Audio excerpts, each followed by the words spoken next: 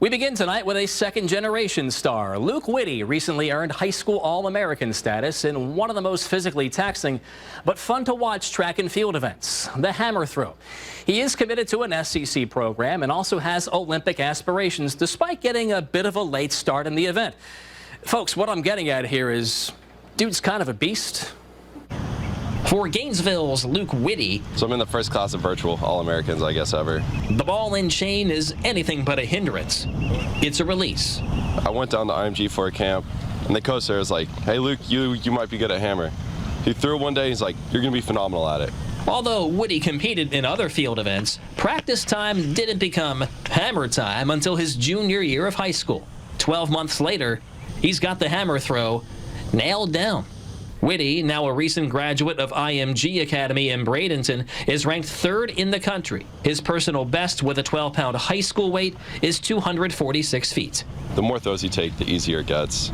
The easier the feeling is. It's definitely just a connection with your body and the implement. And once you figure out how to connect with it, then you start throwing big. It's more of just like I like to say you're out of breath by the end. I hold my breath while I throw. And then when it comes out to the very end, it's just like this feeling of tension's just gone. Witte takes after his dad, Paul Witte, a decathlete for the Gators in the mid-1970s. Paul died of cancer in 2016. Carrying on the Witte name now squarely falls on Luke's broad shoulders. I mean, I definitely know where I got it from. Dude, I mean, my dad was a monster. Tall, strong, so definitely just trying to live out the legacy. But those tree trunk legs and strong core aren't solely the product of genetics. Witte is a workout maestro. He can deadlift 765 pounds, squat 650, and bench 450. But unlike Paul, Luke prefers another SEC power, LSU. I just thought it'd be a great home for me. The coach, he's a devout Christian, and so am I, so religious beliefs went together, and I just sort of wanted to change it up a bit.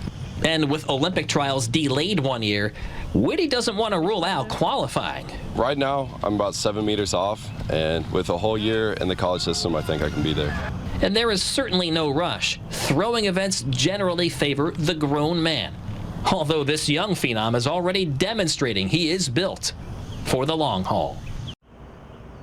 You wouldn't know it, but inside this insurance building is a gym, and a frequent visitor is a man with a heck of a sports resume. Around 1970, I got good enough to where the good players wanted to help me along. Alan Millett of Ocala is a 14-time state champion in table tennis. Later this month, he'll compete in the National Senior Games in Albuquerque. The continuation of a decades-old passion for the sport Millett inherited from his dad growing up outside of Boston. He was old school, old style, but he taught me a lot on strategy, tactics, and taking opponents apart. Back then, I could have gone any club in New England, and they knew who I was. Millett became a U.S. Open-level player, facing the best in the world, but is now returning to national competition for the first time in 14 years. At 71, he plans to demonstrate a few techniques to his age bracket. I'm still surviving because my serves happen to be a little better than most. They're still old school. I serve deep where today everybody serves short, but I have such deception that they have a hard time telling what kind of spin it is. So I survive by getting a lot of free points. Watching Millett play is like witnessing a younger mind inside a senior man's body. He still positions well off the table like a pro. Almost everybody now plays almost the same style game where they're 8 or 10 feet back and just hit tons of topspin at each other looking for an opening. This year's Senior Games will likely be his last because these days, Millett is paddling upstream. I can't breathe anymore. I get winded very easily. I have asthma, COPD, and it just takes too much out of me. It does keep me active and keeps the reflexes up. It keeps the brain working. Healthy leading up to the games, where Millett is hoping to make the most of his final shot. Joey Mantilla, Brittany Bowe, and Aaron Jackson stand at the doorstep of history. All three are threats to win speed skating medals in the Beijing Olympics. Their journey started here, in a place where there is no ice, not even indoors. Set. Go, Ricky, go hard, hard, hard, hard, hard, Ricky, go, go, go. A lot of that success comes from the fact that they were involved in a sport since they were very young. Renee Hildebrand has been running the Ocala Speed inline racing team since the early 90s. On any particular Saturday, class might consist of a group of 7 to 15-year-olds. Indoor training is on a 100-meter loop, similar to an Olympic-style short track. And to simulate long track skating, outdoors they go on a 400-meter track. There you go, pick it up. That's it. Keep the pack close. I had done a lot of work out of Diane Holland's book of speed skating on ice, which helped with a lot of the technique work, and I kind of transferred that over to the inlines. The easiest way to do that is when you bring your foot back down, already have it ready to go on the outside edge. If you feel that little power, you got it. The more efficient you are, the more power you're going to have left at the end of the race, correct? There you go, hard straightaway strokes, push, push, arms, arms, arms, arms, arms. Outdoor, you get your endurance up. Indoor, it's all about like mentality and like to know what to do. I really like it. There's a lot of different people coming, and you get to skate with a lot of different people that you usually don't get to skate with. Decades after founding this developmental program, Hildebrand finds that her most decorated alumni are a source of inspiration. You gotta chase your dreams, so I want to kind of chase my dreams to be an Olympian too. Ready? Bo, the former college basketball player turned multi-distance contender. Beijing is her third Olympics. But she would come back like a month before our outdoor nationals and then go out there and break records still. She just was phenomenal. Jackson, the sprinter and favorite in the 500 meters. She made the 2018 games after training on ice for just 4 months. She's always had a very high intellect. I think that's really helped her on the ice because she's really figured it out. Like, she figured the ice out, I feel like, quicker than anyone has.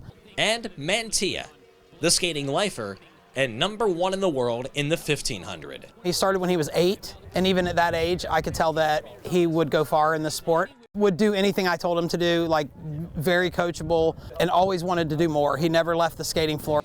There is a transition to be made when getting off the floor and launching a speed skating career on actual ice. On starts, I tell the kids to run off their toes and to run as fast as they can off the line. Well, on ice, that would be a disaster if you tried to run off the top, the toes of the skates. And becoming a champion requires a second trait not taught during Saturday workouts. What translated over more so than the speed skating technique was what you need as a person to get to that level of skating. It's a special person, and all three of them have those qualities. The common denominator being their Ocala roots. They're like my kids. They were at my house a lot. They're in good hands now, and I think that they're going to make Ocala proud. And perhaps any success will remind everyone that dreams of Winter Olympic gold can be forged in golden sunshine. One of the most accomplished athletes in North Central Florida is only 14, but she competes against adults on a global level and not only prevails, but sets records. The sport is race running, and the athlete is Gainesville's Sayers Grooms, and yet she will not be defined by her medals. All Sayers Grooms desired was to be like everybody else. I wanted to be able to keep up with my friend and be able to run with them and do stuff, but I couldn't because my body just wouldn't let me. Sayers has cerebral palsy. It prevents the Gainesville teen from running over 40 feet at a time. But a custom-built race runner, basically a hybrid of a bicycle and a wheelchair, allows Sayers to put the able in disability. It takes away the balance aspect of running, which let me just able to run normally. Race running is not just a leisure activity. It is a global sport for mobility impaired athletes. And at 14, this is an excellent run from Sayers Grooms. Sayers is the best in the world at it. She recently competed at the International Race Running Cup in Denmark, coming away with 5 gold medals. She's the 2019 world leader in distances ranging from the 100 meters to the 1500 and owns 2 world records across all women's age groups. I feel like I'm just flying, which I love because going fast, I just feel free. Very fast learner is the first thing that I learned about her, and she's very passionate about whatever she's trying to do. The competitive part of it was naturally there when it was time to compete. Sayers is blessed with the ability to recover quickly from race to race. It's really surreal because I did not think I would get to those times until I was much older, because I compete against a lot of adults, which is really cool. And the girl who just wanted to fit in now stands alone because of what she can do rather than what she can't. Race running has been approved for the Paralympics, though probably will not make its actual competitive debut until 2024. But she has plenty of years left to keep on dominating. She was like amazing. She was so fast. So fast, and it was a pleasure to meet her. She's delightful. From the time a player first puts on the helmet and shoulder pads, the dream is to reach the NFL. Former Gator Randy Russell knows he'll never make it there between the lines. But TV20 recently did have a chance to catch up with the player, whose career ended abruptly due to circumstances beyond his control. And we discovered shortly thereafter, Russell is in fact NFL bound in a much different capacity. Randy Russell will always feel at home on the football field. But ever since a traumatic reveal 4 years ago, he wasn't sure there would be a place for him in football. It's been a process, like a journey like no other. I'm glad that things happened the way it happened. These days, Russell is assisting Ocala High School as defensive backs coach. He's young to have transitioned into such a role, but it's out of necessity. In 2018, days after arriving on the UF campus to begin his college career, Russell received the stunning news that he had been diagnosed with a heart condition that forced him into early retirement. It was all over before Russell could ever play a snap or even practice as a Gator. I just had a dream about playing college football, and for that to be taken away, it felt like a heartbreak. It felt like a death, almost like I had something and it was taken away from me. I don't think I'll ever be able to get over it, but it took me a while to be able to overcome. Russell remained at UF and has held his position with Ocala since March. I also have a implanted defibrillator. I'm able to work out. I'm able to run around with some of the guys, put cleats on and run around with them. What the Eagles get out of the partnership goes well beyond X's and O's. I know he does like motivational speaking and stuff, or talking about his story, so I think he knows how to kind of get people going and get energy up. The type of person he is, I love that our kids are around him. You know, he's just such a great role model, and nowadays kids need good role models. Russell's time at Ocala will be short-lived, but that's because he'll soon be flying with another flock of Eagles in the NFL with Philadelphia, where Russell has taken an internship in football operations and scouting.